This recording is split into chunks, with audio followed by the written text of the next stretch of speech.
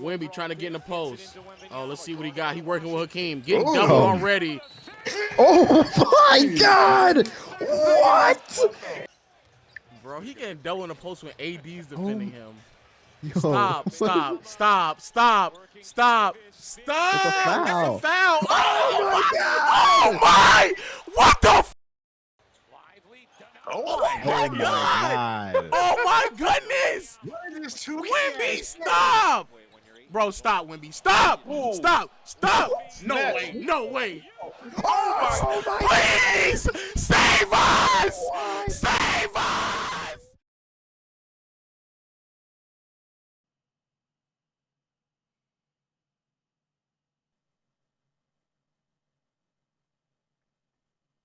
So, I'm gonna be completely transparent right now. I went into tonight's games not even knowing what the video today was gonna be about. I assumed I would just be doing like some sort of recap. 12 different games all on, you know, the NBA is finally back. But nah, man, this video is just about this one guy. And I remember when I made the video about the ESPN Top 100 before the start of the season, when I said, you know what, people might have a problem with this. I feel like they think that he probably deserves to be like sort of like towards the latter half of the top 10. But if we're talking about predictions and like projections, I feel like this is fair for Victor.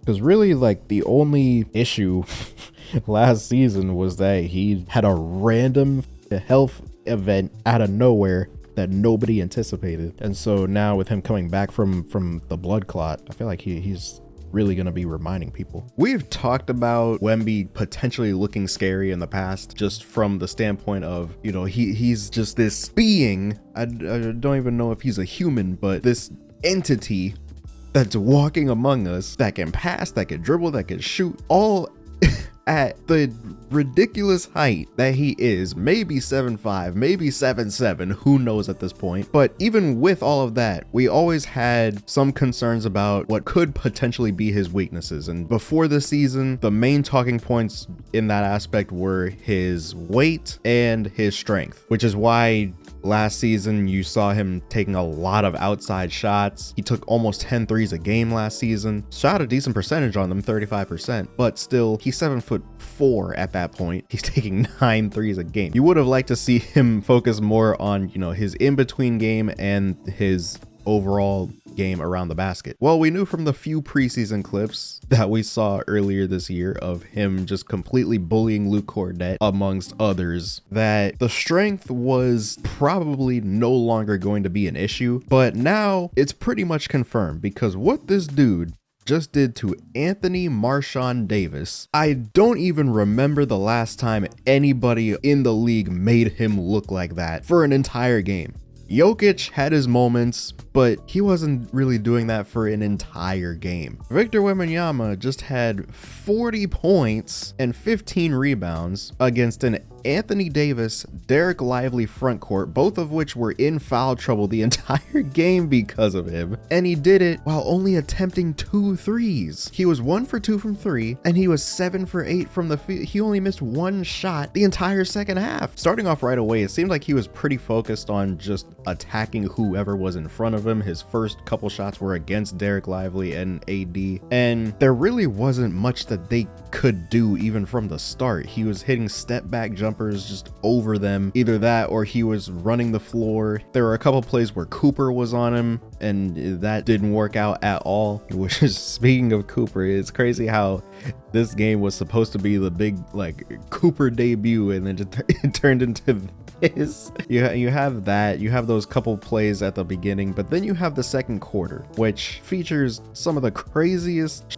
that I've ever seen in my entire life. First, you have the reverse alley-oop from Steph Castle, who we'll talk about later. And then you have just the AD bludgeoning, for lack of a better word. Like, you have a couple plays where guys like AD and PJ Washington are face guarding him. The one specifically, PJ's guarding him on the perimeter. Wemby throws a head fake. PJ jumps. That gives him a lane to the rim. AD tries to foul, and this dude Victor does a reverse windmill and 1 dunk. Yes, the 7'6" guy did a reverse, windmill, and one dunk. So one of the next plays, this is actually one of the scariest plays looking back at it, and it's for a reason that I don't think a lot of people even realize in real time because just the play itself was so crazy. He's posting up AD and Najee Marshall immediately sends the double, but because Wemby's handle is just so good and because he has such a great awareness of what is going on, he just backs up, prevents himself from being trapped or prevents himself from, you know, being put in a compromising situation, and Najee is forced to recover, and so it goes back to single coverage with AD. Like, that is one of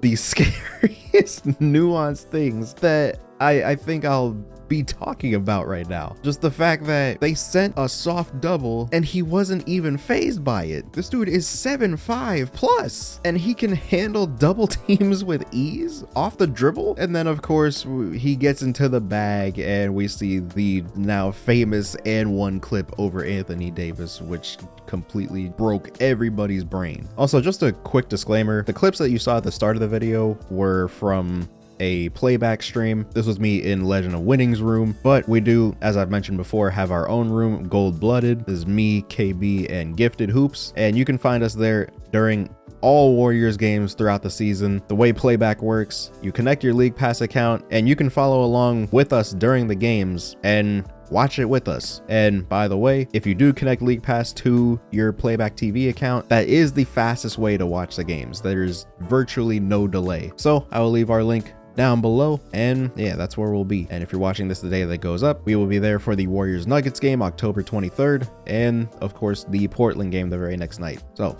check us out. Fast forward to the second half where this dude, he just keeps on going. He had one of the craziest stretches of plays. The Mavs came down the floor. Cooper point guard Cooper was running pick and roll. He got a screen advantage, started driving to the rim. And I think that the overall intimidation factor of Wemby, also just Cooper maybe overthinking things a bit, because I feel like this should have been just a pull-up midi for him. That's literally his shot. But he tries the lob pass. Wemby breaks that up with ease without even trying, runs down the floor, throws a no-look pass to Julian Champagnie in the corner, hits a three. They come back down the floor. Mavs try to get it into Derek Lively in the paint. He quick shoots a floater. Wemby destroys the ball. Wemby comes back down the floor. This is the craziest part about all this. I've been watching this play so much, I don't even have it up right now, and I know the exact combo that he did just off of memory. He's at the 3-point line, 7'5 plus, mind you. He goes head fake, in and out, crossover, step back between the legs, behind the back, pull for three, and one. So this is against Derek Lively, who is supposedly a 7'3", and to be honest, I'm not buying that because he doesn't really look too much bigger than what he looked like last year, but who is supposedly 7'3". If this is what he is doing to a front court of Anthony Davis and Derek Lively, then what exactly can we do about this? Because this is actually like it's getting to the point where it's like I'm looking at this jersey behind me and I'm just like, at least we got 4. And that's the crazy part, because I feel like a lot of people weren't expecting this type of a leap to happen this quickly. This is his first game of year 3. Eddie looks like this. Let me put it into the most terrifying way possible. Year 3, 21 years old, which means that this is going to be the worst that he looks for a very long time. And he's just getting to his spots with ease. Like there's really nothing that you can do because his release point is so high and he's taller now and he's more physical. So you can't really bump him off of his spots as easily anymore. This dude was moving Anthony Davis out the way on post-ups. So when we take all of those and put it together, is the only strategy just hoping that he misses the shots? Because I genuinely don't know, like there's no, like teams don't have anything for this. He may struggle against some of them like more mobile bigs, but even then, Anthony Davis is one of those guys. The only other player that I can really see him having even a little bit of trouble against would be Rudy Gobert, just because of the height combined with his ability to move his feet. But that's really about it. I don't even know. Bam? Maybe? I don't know. It wasn't all just Wemby. He had some help. My guy, Steph Castle, who looks like he is taking a massive leap this season. He played a amazing game tonight, just from a passing standpoint, defensive standpoint, did a really good job pushing the pace, a lot of fast breaks in that game. And of course, still the great on-ball defense that you would expect out of him. Like, it's to the point where this team doesn't even have De'Aaron Fox, and it didn't even register until a pretty long way into the game, because that's just how well their guards were playing. Steph Castle, great game. Devin Vassell had a great game. Dylan Harper, he showed me some stuff tonight. I'm not gonna lie. Victor worked with Hakeem. Dylan Harper, some of his shots that he had in the paint had me literally asking, bro, did he work with Hakeem too? Some of his footwork today was just fantastic. This team, I think, is going to be a lot better than a lot of people were anticipating coming into this year. The overall ceiling of this team, I think a lot of people are now coming to terms with what they could actually do. In case you're wondering, yes, it did get brighter. I'm just looking up the stats because I don't know all of them off the top of my head. Stephon Castle, 22, 7 and 6 with 2 steals. Luke Cornett had a lot of solid minutes today. They were playing double bigs with Victor and Luke Cornett at times. I don't know how often they're actually going to be doing that, but he looked great. Keldon Johnson looked great. Dylan Harper, 15 points. It's crazy because their second leading scorer was Stephon Castle with 22, but then after that, it's Dylan Harper with 15. Like, really, the players that you might expect to have big games, they didn't really do that, other than Steph Castle. Devin Vassell only had 13, but obviously still played solid. Julian Champagnie only had 5. Harrison Barnes had 7. Like, there wasn't really that much like crazy scoring outside of Wemby, and they blitzed this team. They won by 33. I think this is going to be a crazy year for San Antonio. I don't know. They might have a new ceiling. I don't know, but I think they're going to have a pretty good year. Thought we had more time than we actually do, man. But with all that being said, hope you guys enjoyed this video. Subscribe if you're new. Hit the bell to be notified when I upload. Comment down below what you want to see next. And as always, I'll see you guys in the next one.